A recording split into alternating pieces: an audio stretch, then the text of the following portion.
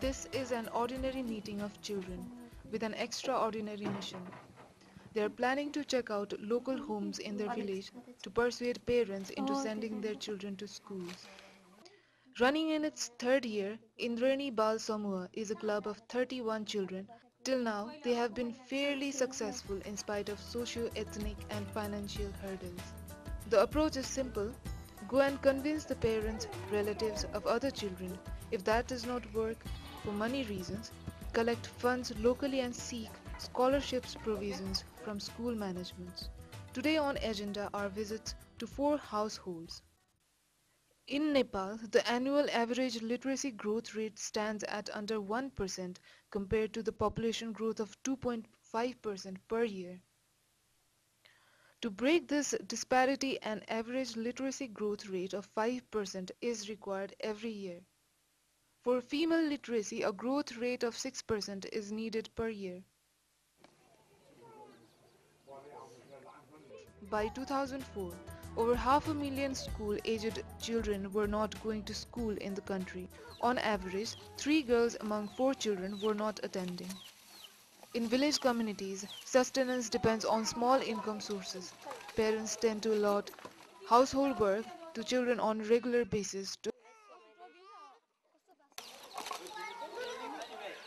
At times, parents are so busy in the daily needs of gathering firewood or water that they leave the children to attend the household in their absence. Their immediate needs make them look at the child as another helping hand for sustenance.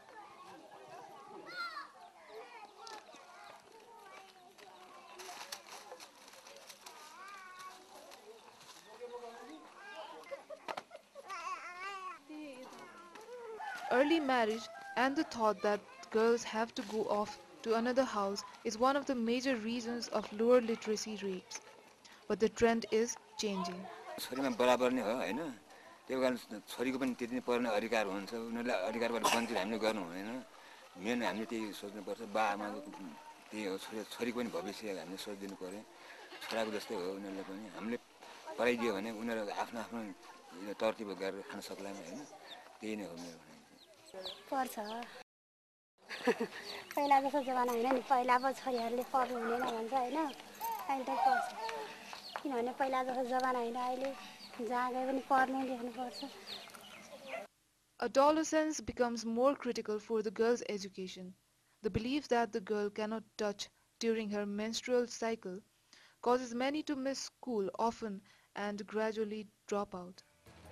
The child club may not have answers to all objections, yet they move on.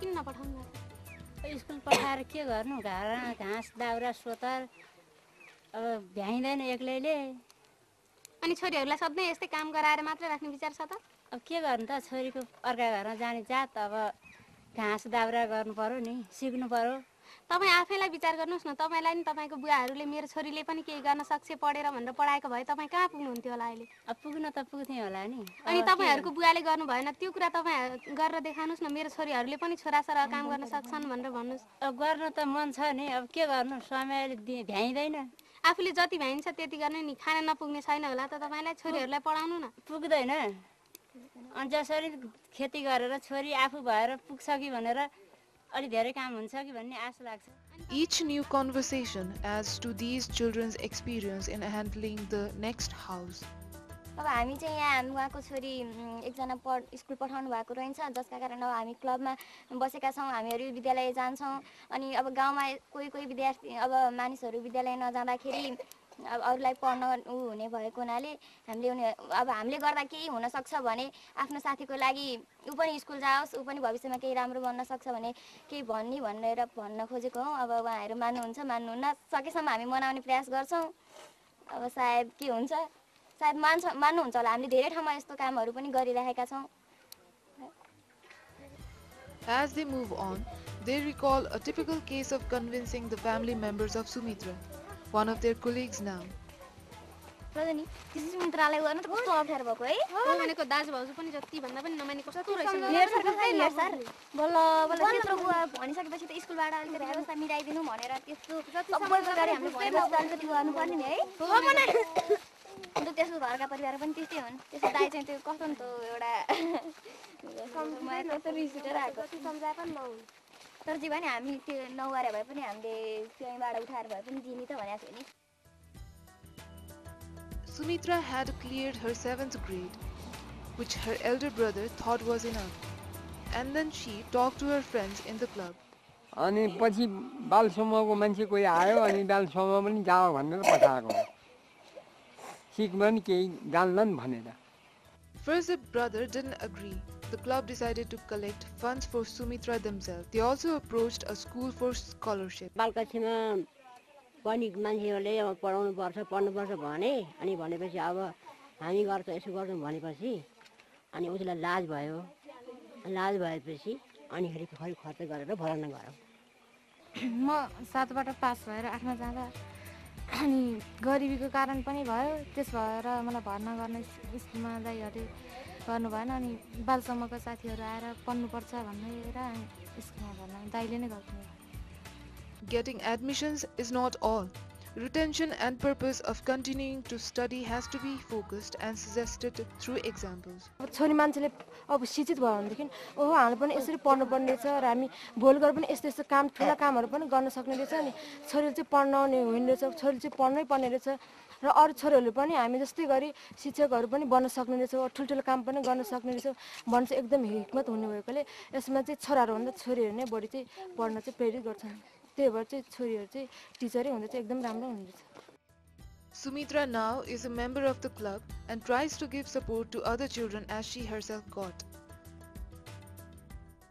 The children's club is given regular guidance by the local women's club, who not only help them in various activities but also occasionally provide them newly constructed club building for meetings. Debates, quiz, discussions get organized. त्यो क्लबले हामीले अब हाम्रो महिला समूहले हैन तिनीहरूलाई school जान प्रेरित गर्ने स्कुलहरू पठाउने बच्चाहरूलाई जुनसुकै अब बच्चाहरू घरमा बस्ने अब गाउँमा त नपढ्ने बच्चाहरू बढी हुन्छ नि तिनीहरूलाई स्कुल जानलाई सहयोग पुर्याउने अनि तिनीहरूलाई अब त्यो स्कुल जाने कुरा भन्दा पनि त्यसमा पनि हैन अब हारिजब प्रतियोगिता हुन्छ त्यसमा हैन त्यो भित्र अब जुनसुकै पनि बाल मनोविज्ञानका कुराहरू हामीले देखाएर तिनीहरूलाई अगाडि बढाउने कुराहरू गर्छौँ योबाट अनि हामीले यो भवनमा हैन यो महिला विकास भवनमा पनि त्यो बच्चाहरूलाई सम्मिलित गराएर हैन तिनीहरूको लागि पनि यो प्रयोग गरिरहेका छौँ हामीले Information and expression play a big role in motivating the community.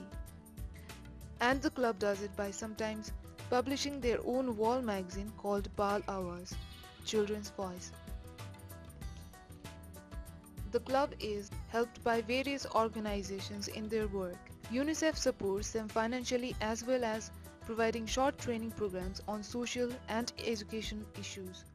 सहयोग त धेरै मात्रामा भइरहेछ यसबाट चाहिँ हामीले एउटा बालकदेखि बालकसम्म भन्ने पद्धति पनि सिकेका थियौँ हैन त्यसबाट चाहिँ समाजमा बालबालिकाहरूको लागि कस्तो किसिमको समस्याहरू छ त्यो बारेमा नि सिकाएको थियो अनि त्यसको समस्याको लागि चाहिँ बालबालिकाहरूले नै कस्तो किसिमको कार्यहरू गर्न सक्छन् त्यो पनि सिकाएको थियो त्यसबाट चाहिँ हामीले आफ्नो समस्याहरू समाधान गर्नमा नि गरिरहेछौँ त्यस्तै बाल समूहको अभिलेखहरू त्यस सम्बन्धमा नि सिकाएको थियो त्यसबाट चाहिँ बाल समूहमा भित्ते पत्रिका प्रकाशन सम्बन्धी कसरी गर्ने त्यो पनि अलि राम्रोसँग गर्न सकिरहेछ अनि अभिलेखहरू गर्नमा पनि छलफल गर्दा कस्तो किसिमको निर्णय गर्दा राम्रो हुन्छ त्यो पनि राम्रोसँग भइरहेछ अनि त्यस्तै पढाइकोमा पनि त्यसबाट पनि केही सिकेर त्यसलाई अलिअलि राख्दाखेरि राम्रै भइरहेछ 3 years of sustenance is a proof of the resolution that these children have maintained, being closest to knowing how a child feels who is deprived of schooling.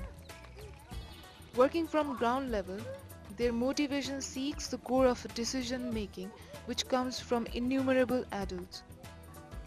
That decision, which is the future of many children who can't decide now, and when they can, it is sometimes too late.